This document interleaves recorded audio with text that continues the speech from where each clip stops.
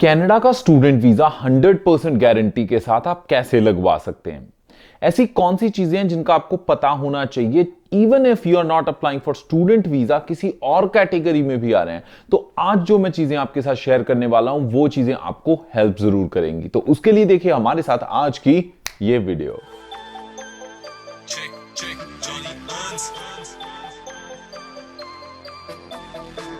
Check check, मैं हूं Johnny हंस और लेके हाजिर हूं आज की वीडियो। आई नो कि इंटरनेशनल स्टूडेंट से रिलेटेड वीडियो हम काफी देर बाद शेयर कर रहे हैं, और अगर आप इस यूट्यूब चैनल पे बिल्कुल नए हैं तो please make sure you subscribe our YouTube channel और हिट कीजिए बेल बटन। अगर कनाडा आप आना चाहते हैं या फिर आपका ड्रीम है घूमने का कनाडा, या फिर you want to know more about Canada, तो जॉनी हंस कनाडा पे हम कनाडा से रिलेटेड वीडियो शेयर करते हैं हमारे हिंदी चैनल पर।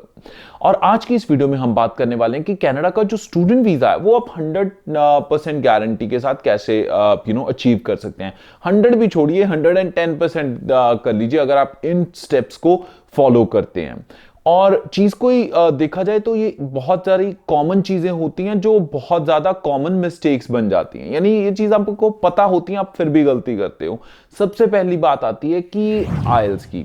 आइल्स का जो अच्छा स्टैंडर्ड स्कोर है एसडीएस कैटेगरी में वो 6 बैंड ईच है, मतलब ईच मॉड्यूल में 6 बैंड्स। अगर आपको नहीं पता कि इसको दिक्कत आ रही है इस स्कोर को अचीव करने के लिए, तो बहुत जल्दी हम एक पूरी सीरीज आइल्स के ऊपर लेके आने वाले हैं। बट 6 बैंड अचीव कर लीजिए, वो बहुत इंपॉर्टेंट है। अगर आपके 7 और 7.5 या उससे ज्यादा आते हैं तो उतनी ज्यादा सक्सेस रेट आपका बढ़ जाता है।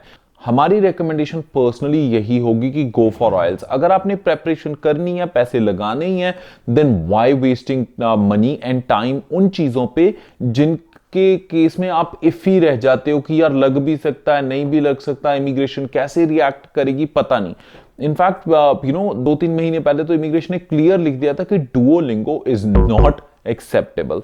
तो वो सारे ऑप्शंस निकाल के अपने आइल्स पे फोकस कीजिए, और अगर आप अच्छा स्कोर अचीव कर लेते हो देन आपकी उतनी ज्यादा चांसेस बढ़ जाते हैं। तो like great IELTS score can definitely lead to success in student visa, right.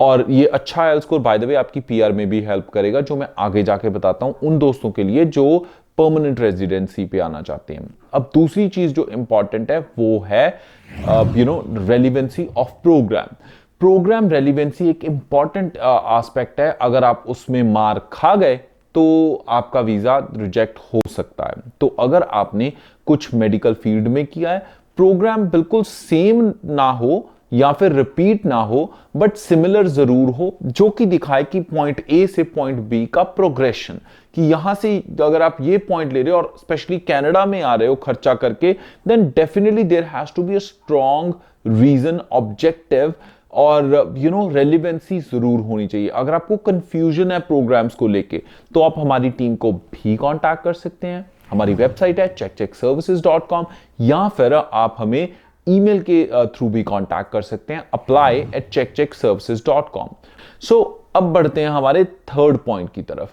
तीसरा पॉइंट जो है वो है आपके फाइनेंशियल डिक्लेरेशन का। जो फाइनेंशियल डिक्लेरेशन इज इंपॉर्टेंट। माना canada.ca पे जो लिस्ट है उस पर क्लियरली दिया हुआ है कि एसडीएस कैटेगरी में आप अपनी 1 ईयर की फीस, उसके साथ साथ जीआईसी अकाउंट सबमिट करवा दीजिए और it is all good. But वो तो यार मिनिमम रिक्वायरमेंट्स हैं। अगर आपको लगता है कि आपके किसी केस में जो परसेंटेज है वो थोड़ी कम है, बट आपके फंड्स हैं जो बहुत स्ट्रांग है, जेन्युइन है, आई एम रिआइटरेटिंग जेन्युइन है, और आपको पता है कि आपके पास अच्छे सॉलिड प्रूफ हैं, तो लगा दीजिए जब, और अपनी एसओपी में भी मेंशन कर दीजिए, सो दैट जब वीजा ऑफिसर के पास फाइल आए तो at least he has this assurity कि यार आप जेन्युइनली उतना स्पेंड कर रहे हो या कर सकते हो यहां पे आके, जिसकी वजह से आपके चांसेस और पॉजिटिविटी आपकी फाइल की और बढ़ जाएगी। तो ये भी एक चीज आपको काफी हेल्प कर सकती है।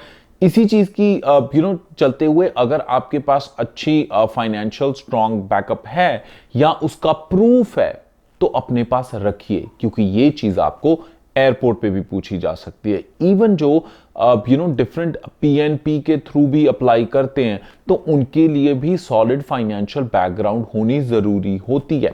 और ज्यादातर केसेस में जो द इमिग्रेशन फाइनेंशियल बैकग्राउंड को सपोर्ट करती है वो होती है लिक्विड मनी, यानी जो आपके सेविंग्स, चेकिंग या किसी भी तरह के करंट अकाउंट में है, डिपेंड करता है कंट्री के ऊपर। तो वो डॉक्यूमेंटेशन जो होती है वो सबसे सॉलिड इंफॉर्मेशन मानी जाती है and it is more reliable. तो अब इससे फर्दर जाते हैं हम। जो फोर्थ केस है वो है एसओपी का, which is statement of purpose. अगर भैया पर्पस से ही नहीं ना बताया तो फिर तो भूल जाओ। ज्यादातर जो लफड़े होते हैं वो इसी पर्पस पे ही होते हैं, यानी स्टेटमेंट ऑफ पर्पस आपका क्लियर होना चाहिए कि आपने यहां पे अगर पढ़ने आ रहे हो तो क्यों आ रहे हो, जो प्रोग्राम चूज किया है वो क्यों चूज किया है, उसके इफेक्ट्स क्या होंगे अगर आप यहां पे आ रहे हो international student which is a temporary visa, तो उसके बाद आपका एक्शन प्लान क्या है। आपको मेंशन करना जरूरी कि आप स्टडी करके वापस इंडिया या जिस भी कंट्री से आ रहे हो वापस चले जाओगे और वहां पे जाके क्या करोगे।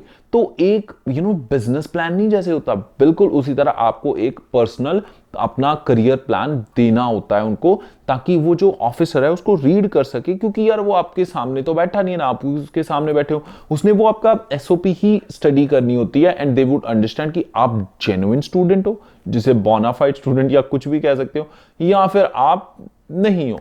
तो ये डिटरमिन भी बहुत इंपॉर्टेंट करती है चीज कि आपकी सक्सेस रेट अच्छा होगा या फिर आप लटक जाओगे। अगर आपको फिर भी कोई दिक्कत आती है तो एसओपी की सर्विसेज के लिए भी आप हमारी टीम को कांटेक्ट कर सकते हैं, apply@checkcheckservices.com, क्योंकि हमारी team we are working with certified lawyers and consultants जो आपके लिए उसको प्रिपेयर कर सकते हैं, but obviously you get there are certain charges for that. अब आते हैं हमारे फिफ्थ पॉइंट पे। फिफ्थ पॉइंट इंपॉर्टेंट इसलिए है क्योंकि ये भी डिटरमिन करेगा कि आपकी वीजा चांसेस 100% है या फिर 50% है। बात करते हैं मिसरिप्रेजेंटेशन की। ये एक बहुत इंपॉर्टेंट एस्पेक्ट है। कोशिश कीजिए कि जितनी इंफॉर्मेशन आप शेयर कर रहे हैं वो सही हो और वेरीफाइएबल हो। कुछ अगर आपको लगता है कि यार आपका ओके है प्रोफाइल और आपके एजेंट को लगता है कि यार ज्यादा दिखा दो, बड़ा दिखा दो, ये दिखा दो, उसके पेपर लगा दो, उसके पेपर लगा दो, या फिर आपको लोग बोले कि यार जो चीज जेन्युइन है, कोशिश कीजिए वही इंफॉर्मेशन शेयर कीजिए, वहीं पे अपना फोकस रखिए जो जेन्युइन है। अगर गलत चीज आप रिप्रेजेंट करते हो और इमिग्रेशन उस चीज को पकड़ लेती है कि यार this is a misrepresentation of the facts, तो this can lead to serious consequences. आपको आपके ऊपर बैन भी लग सकता है। तो उस चीज को क्यों करना, right? There is no point doing it. उसको करने से पहले 4 बार सोचिए।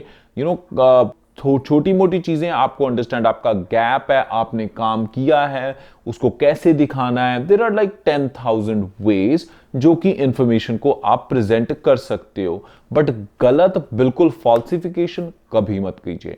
आई होप जो आज की इंफॉर्मेशन हमने आपके साथ इस वीडियो में शेयर की है उसने हेल्प की होगी। आने वाले टाइम में जो लेटेस्ट प्रोग्राम्स हैं डिफरेंट कॉलेजेस में वो भी आप तक लेके आएंगे हमारे इस यूट्यूब चैनल के चलते हुए। इसी के साथ अगर आप पहली बार हमारी यूट्यूब देख रहे हो वीडियो और आपको लगा कि यार जेन्युइनली हमने अच्छी इंफॉर्मेशन शेयर की है, तो प्लीज हमारे यूट्यूब चैनल को सब्सक्राइब कीजिए और हिट कीजिए बेल बटन, और भी आने वाले टाइम में हम अच्छी वीडियोस आप तक पहुंचाते रहेंगे। इसी के साथ फिलहाल मैं जॉनी हंस लेना इजाजत। हंसदे मुस्कुराते रहो जी, रब रखा।